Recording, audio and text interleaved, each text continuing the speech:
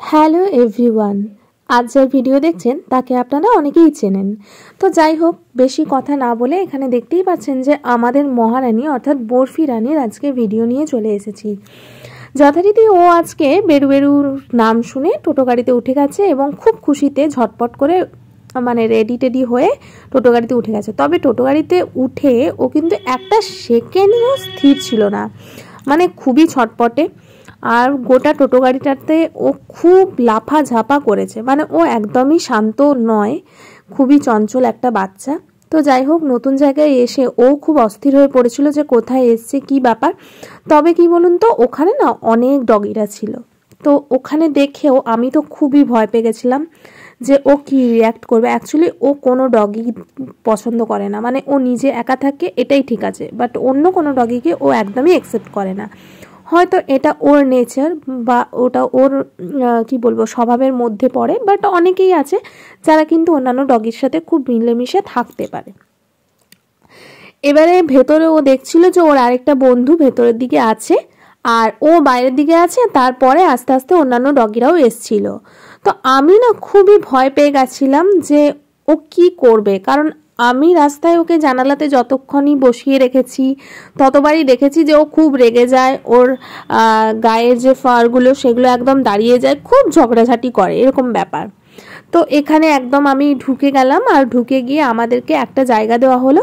সেখানেও শান্তি নেই, সেখানেও ওই বাইরে দিয়ে অন্যান্য ডগিরা যাচ্ছিল, তো সেখানেও ও চেঁচামেচি করছিল। আমার খুব ভয় করে, মানে যতই লাগানো থাকুক তাও আমার ভয় করে যে ও কিছু করে না বসে আর সেই বাচ্চাটারও কোনোভাবে কিছু না হোক আর কি। কারণ সবাই তো ওরা মানে অবুঝ বা অবলাই যাকে বলে, না মানে কথা বলতে পারে না। তো যাই হোক, ভিডিওটা খুবই বড় হয়ে যাচ্ছে। আর এখানে দেখুন বরফির এক্সাইটমেন্টটা, মানে ও বাইরে অন্যান্য ডগিরা মানে এই গেটটার বাইরে ছিল, তো তার গন্ধ পাচ্ছিল, প্রচুর মানুষের গন্ধ পাচ্ছিল, ও খুবই এক্সাইটেড হয়ে যাচ্ছিল। আর ও না খুব মানুষকে ভালোবাসে, ঠিক আছে, অন্য ডগিদের পছন্দ করে না তো কি হয়েছে, কিন্তু মানুষের মানে মানুষের গন্ধ এবং মানুষকে খুবই ভালোবাসে, মানে যে কারোর সাথে ঝট করে মিশে যেতে পারে, কাউকে দেখলেও কোনো রিয়্যাক্ট করে না। এইটা ওর খুব একটা ভালো গুণ, বা জানি না ভালো কি খারাপ গুণ, মানে খুবই ভালো লাগে ওর এই স্বভাবটার জন্য ওকে। তো যাই হোক, ছটপট করছিল বাইরে যাওয়ার জন্য, কে আসছে না আসছে সেটার জন্য। আর ওর খুবই এই সব বিষয়ে এক্সাইটমেন্টটা বেশি থাকে। অনেকক্ষণ লাপাঝাপার পর নিজেই জানি না কেন খুব শান্ত হয়ে বসে পড়লো। আমিও বসে পড়েছিলাম ওর সাথে, মানে আমিও আর পারছিলাম না। আর তারপরে দেখুন এখানে ও অনেকটা শান্ত হয়ে যাওয়ার পরে একটা আন্টি আসাতে ওর কতটা আনন্দ হয়েছে, মানে কাউকে একজনকে দেখতে পেয়েছে। আর পেছনে দেখুন একটা ডগি মানে দেখা যাচ্ছে। তোকে আমি বোঝাচ্ছিলাম যে দেখো বাবাই, বাইরে তোমার বন্ধু আছে, দাদা আছে, এইসব আমি বোঝাচ্ছিলাম, অনেকক্ষণ রাখার চেষ্টা করছিলাম। আর তারপরে মনটা না খুবই ভারাক্রান্ত হয়ে গেছিলো। ওকে একটা ইঞ্জেকশন দেওয়ার পরে আস্তে আস্তে ও পড়ে গেল। আর পড়ে যাওয়ার পরেই আবার আমি ওকে তুলেছিলাম, মানে ও নিজে ওঠার চেষ্টা করছিল, তারপরে জানি না কেন একদমই পড়ে গেল। আর মুখের কাছটা দেখুন ভালো করে, মানে খুব খারাপ লাগছিল, যদিও লেজটা একটু একটু নড়ছিল, রেসপন্স করছিল। তারপরে একদম ওর যেটা ফাইনালি বলতে চাইছি, একদম অপারেশন থিয়েটারে চলে এসছে, মানে যেখানে ডক্টর ছিলেন এবং ডক্টরের সাথে আরও কিছু মানে যারা হেল্প করছিলেন তারাও ছিলেন। তো যাই হোক, আমি কি বলবো, হয়তো ওকে জন্ম দিইনি, কিন্তু মানে আমি ওকে লালন পালন করছি, তো সেই হিসেবে আমি ওকে মা, মানে আমি বরফির মা বলেই পরিচয় দিই। তো আমার এটা ভালো লাগে বলতে। আমি ওকে জন্ম দিইনি তো কি হয়েছে, ওকে তো লালন পালন করি, ছোট থেকে বড় করেছি।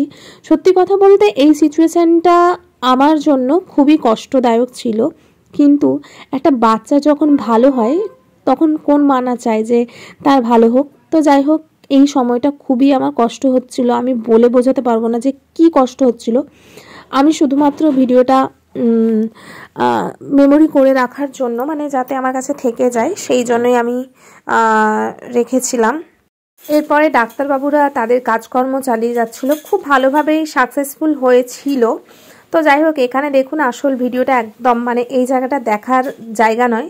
যাই হোক, ওর কিন্তু ওইখানে সবার মধ্যে খুব তাড়াতাড়ি জ্ঞান ফিরে গেছিলো। দেখুন ভিডিওতেই বোঝা যাচ্ছে যে ও অনেকটা রেসপন্স করছে, নাম ধরে ডাকলে লেজ নাড়ছে। তো মামার একটু একটু আনন্দ হচ্ছিল যে মানে ওকে ডাকলে সাড়া দিচ্ছে, কিন্তু ভয়ও ভীষণ করছিল, কারণ আমার কোনো এক্সপিরিয়েন্স ছিল না। দেখি এই কি সাদা কুকুরটা হবে?